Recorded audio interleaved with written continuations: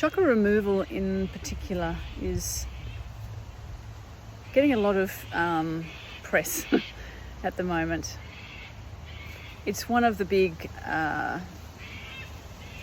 points of discussion, let's say, in the New Age movement as well.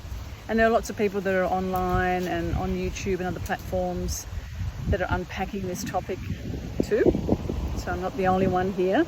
I'm just inviting everybody who's watching this to just become curious. So you can ask yourself these as questions. I'm not saying I have all the answers, I certainly don't. Quite often the answers that I do have or come up with aren't the fun ones to share. They're the most confronting ones. And so take what you want from this and leave what doesn't resonate with you.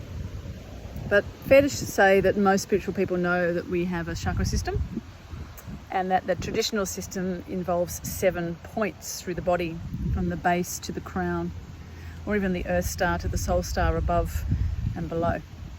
But let's just use the 7-point system for now. So you have your base, your sacral, solar plexus, heart, throat, third eye, and crown. And I've worked with chakras for a long time, okay? So a little bit of disclaimer here before I begin is that, like everything that I talk about, I totally, it's not a confession, but I confess that I have used these practices. I have followed these people, I have believed in these systems, and have gone through my own journey of discovery with them. So I'm just sharing from lived experience, and that's all that any of us can do, okay? So I have worked with chakras for a long time, and I've run workshops and fused that concept into my retreats and my shamanic work and my healing practices and all sorts of things. And for a lot of the time that I did that, it did actually work and it made sense to me, and I could feel a difference. For example, if I went to a healer and had my base chakra cleared or balanced or whatever, that I did notice a difference in myself. And I think a lot of you watching this will be able to relate to that as well, especially if we're having these sorts of treatments on a regular basis, which again is a bit concerning too, because we have to keep going back to people and relying on them for quote unquote healing. Then we do unconsciously create this sort of sense of codependency. And we are infinite beings of light, so we do actually have the potential and the ability, hello puppy dog, to so I've just got 2 dogs. One's just run away at my feet. We do have the potential to activate our own power within ourselves. So, but, sometimes it's fair enough, we do need support. I'm not saying not have that. But it's interesting if you notice in yourself, if you find that you can't make a decision, for example, or you need backup, you need a second opinion on a regular basis with things that are going on in your life. So, as I said, I've worked with the chakras for a long time and have felt a lot of benefit. And again, just in recent years and just witnessing a lot of the stuff that's been going on in the spiritual community and the New Age movement, etc. The New Cage, as a lot of people call it, the New Cage cult. There's all those, dynamics within it for sure, but there's also a lot of positive, good stuff in it too, don't get me wrong.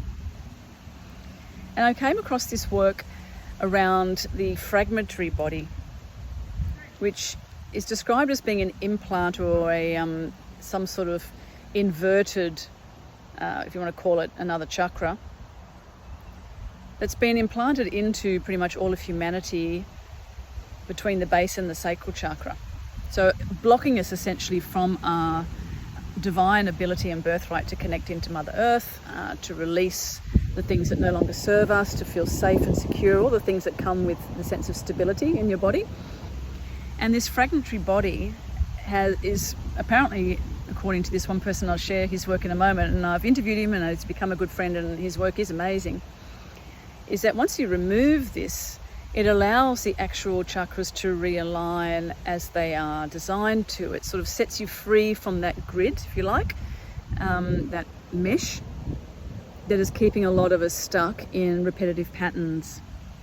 Because it does seem that, obviously the chakras, they align like meridians do with different aspects of you, so different emotions, different colours, sounds, textures, concepts, etc. And also influenced by the elements and the seasons.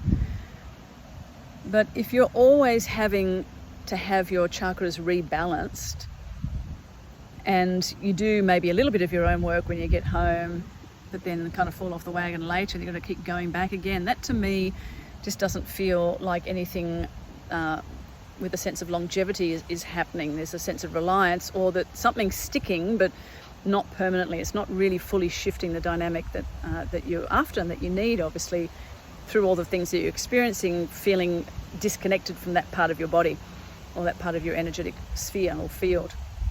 So now is a really good time, especially in winter in the southern hemisphere for those of us here. Any time's good, of course, but now we're in our caves down here in the southern hemisphere. It's a good time for contemplation and reflection and really sinking into, obviously, the water element being about purification, about hydration and nourishment, and the emotional, deep psychological, emotional stories that we carry in our psyches on our own, for our lineage, for our soul self, as well as for the collective, as well as for the planet and everything else out there, who knows. It's an important time now to, I believe, just keep reflecting and going to the next level and staying open to all sorts of possibilities that we can only perceive when we're embodying a certain level of consciousness at each time and every day and every moment. So there are people, as I said before, that are removing chakras, and I'm not quite sure if that's a good thing or a bad thing. You'll have to make up your own mind about that, watch people on their programs and platforms that are sharing that, and also read the comments of people that might have experienced these sessions with people and what their feedback is. I'm of the belief from myself, my own experience, and what I've been working with certainly in recent years, but over 2 decades, is that the heart chakra is really the main center point of everything, of Mother Earth, of course, universal law, universal truth, and our own beingness here is that love frequency, which is, was never birthed and then can never die because of that as well. Here comes the sun. And then the womb center for women, and also possibly the pineal or the mind space. So maybe 3, 1, possibly maybe 2 or 3. Again, make up your own mind with this. The womb is a space, obviously, that women have physically, but men come from a womb too. So you might want to sort of, relabel that for the men who are watching this in a way that feels right to you. You could even just incorporate that as your root system, so that sacred container. And then the mind, or the mind space, or the intelligence of the divine mind, which ideally I think we want to be dropping down into the heart, so that the mind sits above the heart physically, so it tends to think it's the superior organ, but it's not. So if you can drop the mind into the heart and then drop your heart into the heart in your womb or the heart in your root system, then maybe that's the only 3 chakras or pivot points, whatever you want to call them, that you actually need. And to remove the other implants might be a good thing for you. For others, it may not feel like it's a good thing for you. Kundalini is a different thing, and I'll do a different video on that, because that is definitely got a lot of occultic inversion energy with it, and you want to actually remove that snake, the nag, that comes up out of those Kundalini experiences. But as far as the chakras go, if you feel that removing them is something that you're called to, I would really just encourage you to really tap into your own intuition with that, because ideally, and I think really in all truth and honesty, we can do this stuff for ourselves. It's always more sovereign to activate your own power and to learn how to do these things. And I've got lots of courses on my website if you're interested. Lots of them are free, some of them you have to pay for them. They've kept the price really reasonable so that more people can access them. So you can teach yourself how to do this. You can learn how to do this stuff yourself. Be your own shamanic practitioner, essentially. Be your own healer, because nobody knows you better than you. And again, yes, we need people for support and to be mentors and to offer guidance and share more information and show us different perspectives. That's all necessary. The mentor is a very important role, one that we have kind of sort of dismissed over the years. The medicine man or the medicine woman for you. But you have that dynamic inside yourself anyway. So if you're feeling that you've got these repetitive cycles and systems, or you're always feeling like you're being loosed back into some sort of pattern or relationship dynamic, or things are just not going well for you, your health always seems like it's from one hurdle to the next, or one financial disaster to the next, and never get ahead, then that's possibly an opportunity for you to really tune into why that may be, and how you might be participating unconsciously to recreating those things, and also where there might be, you might be feeding into other lines and other conduits or pathways that are really there just to lose your attention and to keep you stuck in a deliberate kind of way. And that could be through the chakra system, or one or two of them. It could be through other overlays, through your energetic field. It could be through thought forms and egregores and obviously entity attachments. So there's lots of possibilities there. But if you learn the basics of how to, first of all, clear your field, and then to strengthen your energy, and then get the sense of empowerment, that's true sovereignty right there. That you know how to manage yourself and navigate through whatever presents itself at any time, any one day. If you're removing all of your chakras just because you think that that's what you have to do, and that somebody's told you that it's dangerous if you stay hooked up to the system, it's kind of like there's a lot of other ways that we're hooked up to the system too, I mean, certainly if you've taken these things into your body and breathing the air and all the other nanotech that's we've been breathing in and digesting and drinking and eating for a long time, there's lots of different avenues that we've been polluted and corrupted. So you've got to be mindful of not getting a little bit paranoid, or not getting paranoid at all about those sorts of things, because it's the reality of living on this realm.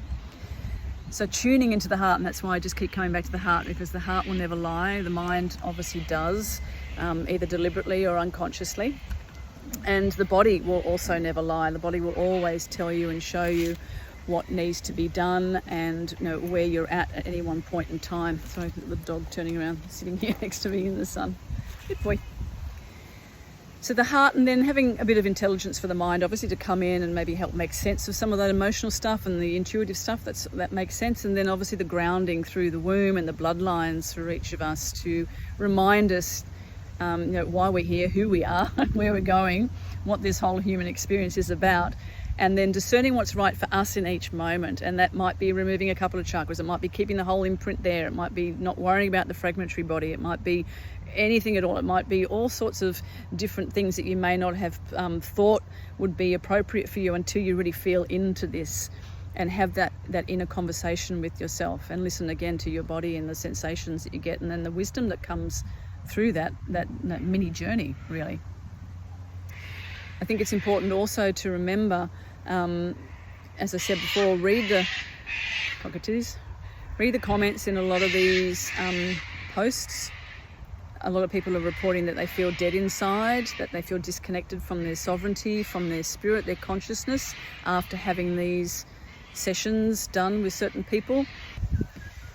So the invitation with this video today is to feel into how connected you are to those different segments of your body. Obviously the root and the genital space, and the solar plexus and the sacral plexus, of course, the sense of procreation and digestion, moving up into the heart, integration, compassion, into the throat, expression, being able to voice your truth, fears around that, up into the third eye, your ability to see through illusion, to perceive higher teachings and wisdom, and just be able to see through stuff, essentially. And then the crown, obviously, being an open vessel to receive that intuition and to recognize that you are a conduit for that divine sacred light, and that this human temple is such a gift, such a privilege to have this. So you want to be really mindful of that. Whatever you do to this beautiful temple, whatever you put into her or him, and whatever you do as far as aesthetics go, and what you inject into yourself, and what you put on your skin, and all those sorts of things, is just as important as the